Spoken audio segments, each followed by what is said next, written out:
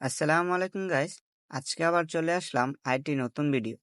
তো আজকে আমরা মূল কথা বলবো সেশন সম্পর্কে। আমরা প্রতি মাসেই আমাদের মেন্টরদের কিছু টার্গেট থাকে। কোনো মেন্টর ৪টা, কোনো মেন্টর ৫টা করে সেশন নিয়ে থাকে। তো এই মাসে আমি মোট ৩টি সেশনের ব্যবস্থা করেছিলাম। তার মধ্যে একটা সেশন ছিল মায়েদের এবং বাকি ২টা সেশন ছিল কিশোরীদের।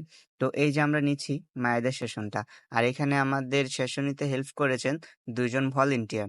তো চলুন দেখে আসি পরবর্তী সেশনটা। এখানে আমরা কিশোরীদের সাথে সেশন করেছিলাম অনেক সুন্দরভাবে এবং তারা সকলেই আগ্রহী সেশনগুলো করতে।